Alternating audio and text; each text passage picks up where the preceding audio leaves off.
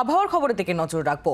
পুজোর সময় বিক্ষিপ্তভাবে হালকা বৃষ্টির সম্ভাবনা। বৃষ্টির আগে পরে আর্দ্রতাজনিত অস্বস্তি বজায় থাকবে। শুক্রবার দ্বিতীয়ার দিন ভারী বৃষ্টির সম্ভাবনা রয়েছে দক্ষিণবঙ্গে। দ্বিতীয়ায় ভারী বৃষ্টির সম্ভাবনা ২ পরগনায়। এই দুই জেলা ছাড়া সব জেলায় বৃষ্টির সম্ভাবনা রয়েছে। দ্বিতীয়া এবং তৃতীয়ায় বৃষ্টি কিছুটা বাড়তে পারে। উত্তরবঙ্গেও ভারী বৃষ্টির সতর্কতা দিয়েছে আলিপুর আবহাওয়া দফতর। পুজোর সময় বিক্ষিপ্তভাবে দুই বঙ্গেই বৃষ্টির সম্ভাবনার কথা জানাচ্ছে আলিপুর আবহাওয়া দফতর এবং বৃষ্টির আগে পরে আর্দ্রতাজনিত অস্বস্তি সেটাও বজায় থাকবে বলেই জানা যাচ্ছে। বিস্তারিত আমরা জানবো। অয়ন ঘোষাল আমাদের প্রতিনিধি রয়েছেন আমাদের সঙ্গে টেলিফোন লাইনে। অয়ন, প্রত্যেক বছর বাঙালির পুজোর সময় একটাই চিন্তা যে বৃষ্টি এসে পুরোটা মাটি করে দেবে না তো, আর এবারও সেই চিন্তাই আস্তে আস্তে ঘনাচ্ছে বাঙালির মনে। সেক্ষেত্রে আলিপুর আবহাওয়া দফতর কি বলছে? প্রথমত পুজো এগিয়ে এসছে, কারণ গতকাল মহালয়ার রাতে শ্রীভূমি স্পোর্টিং ক্লাবে রেকর্ড ব্রেকিং বাঁধনহারা ভিড় হয়েছিল।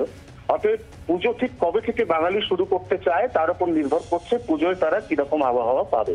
পুজোর যে মূল পর্ব অর্থাৎ মহাষষ্ঠী থেকে একাদশী পর্যন্ত, এই পর্বে গোটা দক্ষিণবঙ্গের কোনো জেলাতেই খুব আহামরি কোনো বৃষ্টির পূর্বাভাস নেই। কিন্তু প্রাক পুজোর পর্ব, যেটাকে এখন মূল পুজোর পর্ব হিসেবেই বাঙালি কার্যত মেনে নিয়েছে, সেই পর্বের মধ্যে তৃতীয়া এবং চতুর্থীর দিন দক্ষিণবঙ্গের একাধিক জেলাতে বিক্ষিপ্তভাবে মাঝারি বা তার থেকে আরেকটু বেশি বৃষ্টি হবে।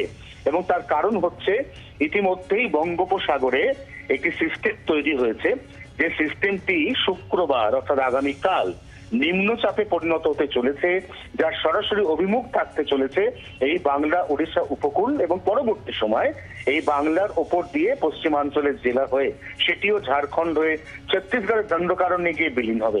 অতএব পুজোর আগে যে বৃষ্টি হবে সেই বৃষ্টি যদি বাঙালি মেনে নেয় তাহলে মূল পুজো পর্ব তাদের নির্বিঘ্নেই কাটবে। কিন্তু এরকম অনেকেই আছে নাহিলি, সেটা আমরা সবাই জানি, যে বাঙালি কিন্তু পুজোর মূল পর্বের আগে থেকেই প্যান্ডেল হপিং শুরু করে দিয়েছে, প্রত্যেকবারই দেয়, এবারও তার ব্যতিক্রম নয়।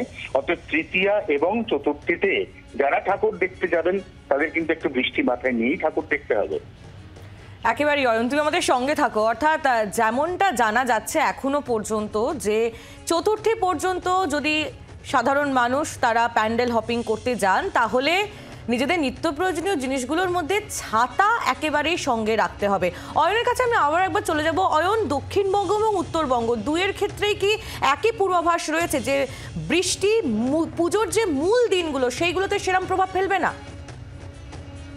পুজোর মূল দিনগুলোতে সেইভাবে কোনো উল্লেখযোগ্য বৃষ্টির পূর্বাভাস নেই। দক্ষিণবঙ্গ থেকে আনুষ্ঠানিকভাবে 15 অথবা 16 অক্টোবর বর্ষা বিদায় নিতে চলেছে। বর্ষা ইতিমধ্যেই দেশের নানা প্রান্ত থেকে বিদায় নেওয়া শুরু করেছে। পুজোর মূল পর্ব কার্যত নির্বিঘ্নেই কাটতে চলেছে, বিক্ষিপ্ত কিছু বৃষ্টি ছাড়া। কিন্তু পুজোর আগে আজকে উত্তরবঙ্গের কয়েকটি জেলাতে ভারী বৃষ্টির পূর্বাভাস রয়েছে। কালও উত্তরবঙ্গের কিছু নিচের দিকে জেলাতে বিক্ষিপ্ত মাঝারি বৃষ্টি।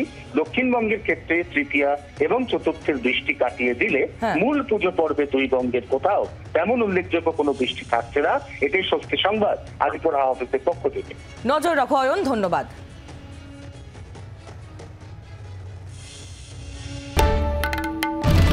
বাংলার আওয়াজ, বাঙালির আবেগ, জি 24 ঘন্টা।